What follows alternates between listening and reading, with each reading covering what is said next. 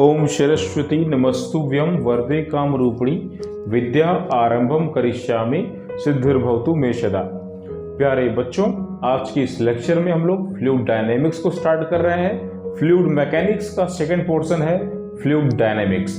Fluid dynamics के अंतर्गत हम लोग स्टडी करने वाले हैं viscosity and the viscous force. यानी विस्कोसिटी किसे कहते हैं, विस्कस फोर्स क्या होता है, ठीक है। What are the various factors on which the viscous force depends, and along with we will discuss about the flow of the liquid, its types, and that is the laminar flow and the turbulent flow, and what is the meaning of the Reynolds number which decides the flow of the liquid, and along with we will cover the principle of the continuity and the most important Daniel-Bernoulli principle, that is the Bernoulli principle of the fluid dynamics। हम लोग इसे भी cover करेंगे, इसके जो है वो application को भी समझेंगे, लाइक द वेंचुरीमीटर वगैरह वगैरह, कैपिलरी एक्शन वगैरह को भी हम लोग समझने वाले हैं। फिलहाल हम लोग स्टार्ट करने जा रहे हैं विस्कोसिटी यानी कि साम्यता। प्यारे बच्चों, आप सभी जानते हैं कि हर एक द्रव्य में एक नेचुरल टेंडेंसी पाई जाती है कि वो अपनी जिस भी अवस्था में है उसी अवस्था को बरकरार रखना चाहता है, यानी कि मेंटेन रखना चाहता है, जिसे कहते हैं जड़त्व यानी कि इनर्शिया, है ना। तो ठीक उसी तरीके से लिक्विड के भीतर भी एक टेंडेंसी होती है। जब ये किसी पाइप वगैरह से फ्लो कर रहा होता है, जब ये मोशन में होता है, तो इसकी दो लेयर के बीच में कोई रिलेटिव चेंज ना आए। मतलब जब भी कोई लिक्विड किसी पाइप वगैरह से फ्लो कर रहा होता है तो लिक्विड की अलग अलग लेयर अलग अलग वेलोसिटी से मूव कर रही होती हैं। सबसे नीचे की जो लेयर होती है उसकी वेलोसिटी लोवेस्ट होती है, लगभग 0 मान सकते हैं, और इसके ऊपर की लेयर की वेलोसिटी इससे कुछ ज्यादा होती है। इसी तरीके से जैसे जैसे आप बढ़ते चले जाएंगे ऊपर की तरफ तो लिक्विड के हर एक लेयर की वेलोसिटी बढ़ती चली जाएगी, ठीक है ना। मैंने इसको दिखाने के लिए कि वेलोसिटी बढ़ रही है, मैंने देखो सक्सेसिवली बढ़ते हुए एरो को दिखाया हुआ है येलो कलर से। तो मैं क्या कहना चाहता हूं, दो लेयर के बीच में रिलेटिव मोशन ना हो, दो लेयर के बीच की पोजीशन चेंज ना हो, और अगर पोजीशन चेंज होती है तो उसको डिस्ट्रॉय करने की टेंडेंसी जो लिक्विड रखता है उसी टेंडेंसी को कहते हैं विस्कोसिटी। यानी कि जब कभी किसी भी लिक्विड की दो लेयर के बीच में रिलेटिव चेंज आता है तो उस रिलेटिव चेंज को डिस्ट्रॉय करने के लिए लिक्विड एक रेजिस्टिव फोर्स लगा देता है मोशन के अगेंस्ट, और इसी रेजिस्टिव फोर्स को कहते हैं विस्कोसिटी या विस्कस फोर्स। बात समझ में आ रही है? So you can write down the natural tendency of a liquid, because of that a resistive force comes into play whenever the two layers are in the relative motion to each other. Write down the natural tendency of a liquid, because of that it applies or it exerts a resistive force which opposes the relative motion of the two layer of the liquid. This tendency is known as the viscosity। द्रव की दो layer के बीच में relative motion ना हो, यही क्या है, इसके लिए लिक्विड एक रेजिस्टिव फोर्स अप्लाई करता है जिसे कहते हैं विस्कोसिटी यानी कि साम्यता। इसको हम लोग लिक्विड का फ्रिक्शन भी कह सकते हैं।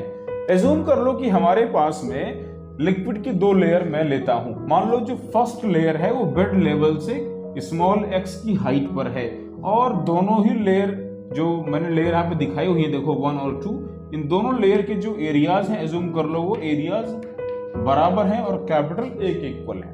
जो फर्स्ट लेयर है इसकी वेलोसिटी एज्यूम कर लेते हैं, चलो भाई v है। सेकेंड लेयर फर्स्ट लेयर के ठीक ऊपर है, जस्ट ऊपर है, यानी कि ये फर्स्ट लेयर से कुछ ऊंचाई पर इनफिनिटेसिमल हाइट dx पर मौजूद है। जाहिर सी बात है जो अपर लेयर है इसकी वेलोसिटी लोअर वाली लेयर से कुछ ज्यादा होगी। मान लेते हैं इसकी वेलोसिटी v प्लस dv है, ठीक है। एक छोटा सा इंक्रीमेंट है वेलोसिटी में dv। तो ऐसा पाया गया है बाय द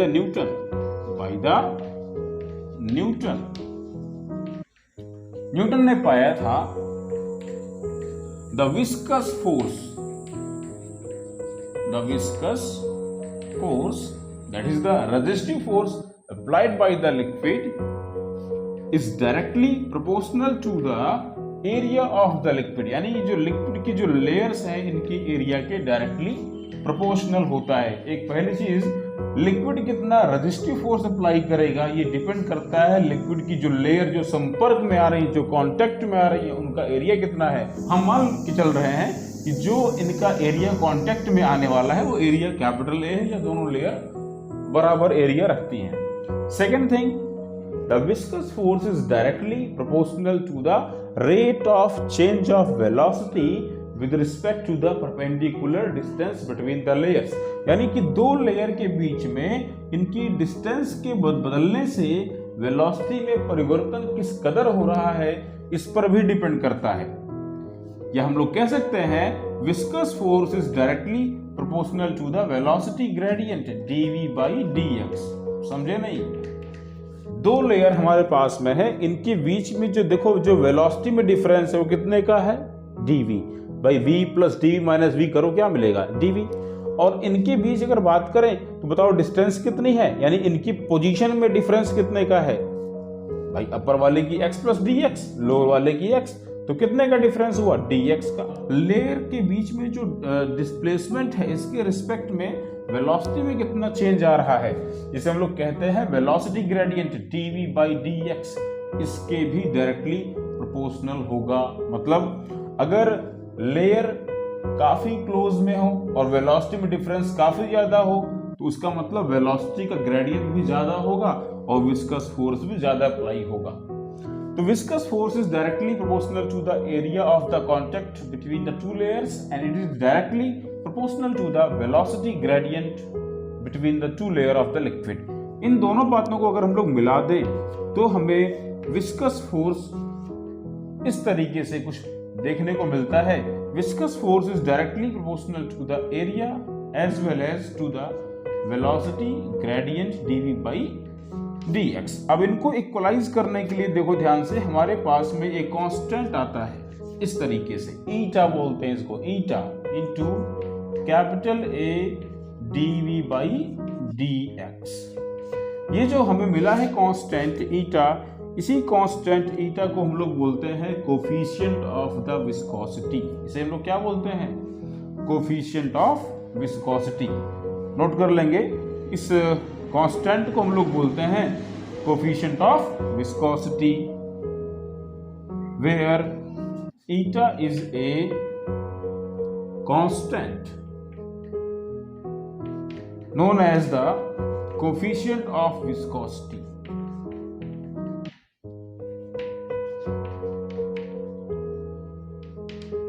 ठीक है ना भाई, विस्कोसिटी का एक कोफिशिएंट है। ये जो कोफिशिएंट ईटा है हम इसको डिफाइन करने जा रहे हैं, जरा समझिए ध्यान से। अगर हम एज्यूम कर लें if the area of the each layer in contact is 1 metre square, यानी कि लिक्विड की जो लेयर संपर्क में आ रही है इनका एरिया कितना है, कैपिटल ए की वैल्यू कितनी है, 1 मीटर स्क्वायर है, and the velocity gradient dv by dx ये मान लेते हैं चलो भाई 1 पर सेकेंड है, यानी 1 metre per second upon metre that is 1 per second है, यानी कि 1 मीटर का अगर गैप है लेयर के बीच में और इनकी वेलोसिटी के बीच में भी गैप 1 मीटर पर सेकेंड का है, तो वेलोसिटी ग्रेडियंट कितना होगा, 1 पर सेकेंड। उस कंडीशन में अगर हम लोग समझें F equals eta into A into D by D x, तो हम लोग कह सकते हैं F इक्वल्स ईटा इंटू 1, यानी F equals eta. So we can say coefficient of viscosity is numerically equal to that viscous force which comes into play when the two liquid layers of contact area 1 meter square and the velocity gradient of 1 per second moves over each other। याद रखें, liquid की दो layer जिनके area 1 metre square हों और जिनके बीच में velocity का जो ग्रेडियंट है यानी कि rate of change of velocity with respect to the perpendicular distance 1 per second हो, उस कंडीशन में जितना विस्कस फोर्स लिक्विड अप्लाई करेगा बैकवर्ड डायरेक्शन में मोशन के अगेंस्ट, उस फोर्स की वैल्यू कोफिशिएंट ऑफ विस्कोसिटी के इक्वल होगी। हम लोग कह सकते हैं कोफिशिएंट ऑफ विस्कोसिटी का जो होगा यूनिट, अगर बात करें इसकी यूनिट क्या होगी बताएं। कोफिशिएंट ऑफ विस्कोसिटी यानी कि ईटा की यूनिट क्या होगी, जरा समझे ध्यान से। ये है न्यूटन, ये है मीटर स्क्वायर और ये पर सेकेंड। इसको ट्रांसपोज कीजिए तो क्या मिलेगा आपको बताएं। आपको मिल जाएगा newton per metre square and per second चला जाएगा न्यूमरेटर में, तो क्या हो जाएगा बताएं, newton second upon metre square and newton per metre square that is the pascal, तो हम लोग कह सकते हैं पास्कल सेकेंड। इसका मतलब कोफिशिएंट ऑफ विस्कोसिटी का जो यूनिट होगा वो है पास्कल सेकेंड। ठीक है ना भाई। इस तरीके से कोफिशिएंट ऑफ विस्कोसिटी डिसाइड करता है कि लिक्विड की खुद की नेचुरल टेंडेंसी कितनी है, वो कितना रेजिस्टिव है। जब दो लेयर मूव करेंगी तो कितना रेजिस्टिव फोर्स वो लगा सकता है। ठीक है ना। आज के लिए इतना ही। नेक्स्ट लेक्चर में हम लोग और सारी बातों को समझेंगे। धन्यवाद।